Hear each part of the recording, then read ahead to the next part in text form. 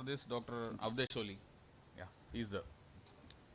Good morning, everyone. Today I will be presenting a very interesting case in which our clinical examination and investigation helped in clinching a systemic diagnosis of the patient and partly helped in saving the life of the patient.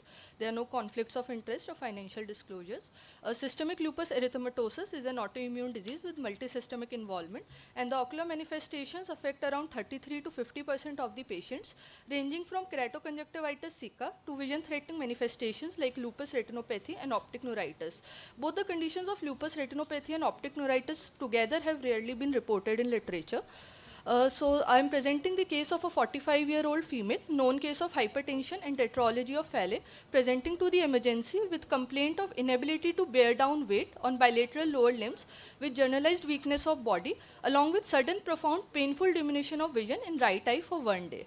So on the journal physical examination, the patient was conscious but delirious. The patient was wheelchair bound because of the inability to bear down weight and was diagnosed with sudden onset flaccid quadriparesis. The patient was febrile at the presentation and her blood pressure was well controlled with medication. On ophthalmic examination, at presentation, the right eye had perception of light, but projection of rays was inaccurate. Relative afferent pupillary defect was present. There were painful eye movements. Anterior segment and intraocular pressure were within normal limits. On posterior segment examination, in the right eye, there was presence of disc edema with dilated and tortuous retinal veins with perivascular flame-shaped retinal hemorrhages. There was presence of attenuated arterioles with presence of cattle tracking in the arteries and presence of an occluded arteriole with retinal ischemic whitening and a cherry red spot at the macula. The left eye was essentially normal. Fundus fluorescein angiography showed markedly attenuated vessels, delayed arteriovenous transit time, ischemia of the macula with capillary non-perfusion with dye arrest at about 1 disc diameter away from the disc. So summarizing my case, it was a 45-year-old female, known case of hypertension and tetralogy of Fallot, presenting to the emergency with clinical features of quadriparesis and simultaneous sudden profound diminution of vision in the right eye. The ophthalmic examination was consistent with central retinal artery and vein occlusion with gross macular ischemia. Based upon the age and the clinical presentation, multiple differential diagnoses were kept. Autoimmune diseases like SLE, APLA, and Behçet's disease, systemic vasculitis like polyarteritis nodosa, thrombophilic disorders including polycythemia, hyperviscosity blood disorders like hyperhomocystinemia, and systemic metabolic conditions like atherosclerosis, hypertension, hyperlipidemia, and diabetes. Laboratory investigations were done. The routine blood investigations for coagulation, special tests for coagulation, and the serological test, CSF analysis came out to be normal. Blood inflammatory markers, including the C-reactive protein, were raised, indicating an underlying inflammatory process. In the autoimmune disease workup, anti-nuclear ANA was positive with a nuclear pattern, and the anti-double-stranded DNA test also came out to be raised.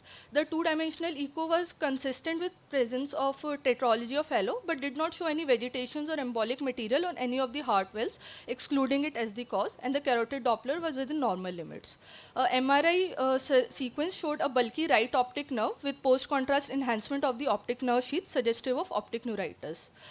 Provisional diagnosis of SLE was kept, and based upon the European League Against Rheumatism, American College of Rheumatology classification criteria for SLE, the final diagnosis of combined central retinal vein occlusion and optic neuritis with quadriparesis in a case of systemic lupus erythematosus was kept. The patient was given high-dose pulse steroids, that is methylprednisolone 1 gram daily for 3 days, followed by 1 milligram per kg oral steroids and oral anticoagulant therapy, resulting in progressive systemic improvement. Right eye intravitreal anti-VEGF bevacizumab and panretinal photocoagulation was done because of the high risk of neovascularization due to the continuous hypoxia from the occlusion.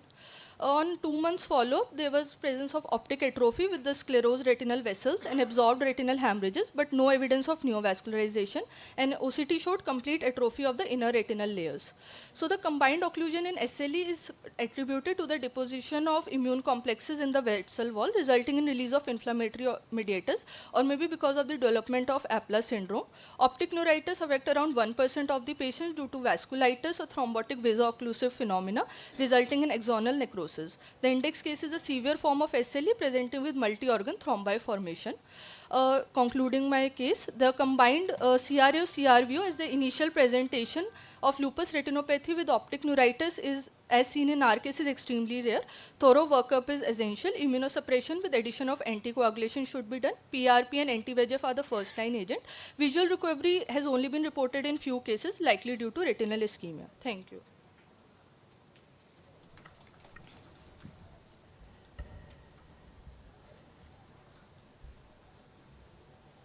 So any association of tetralogy with SLE you have noted in the literature or something?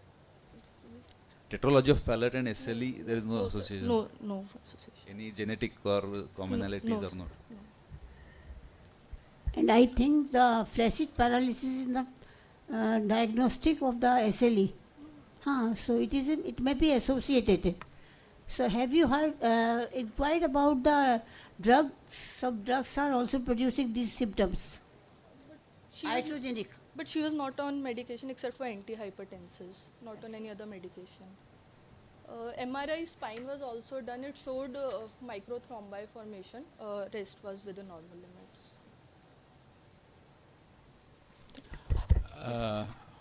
So, thank you, Dr.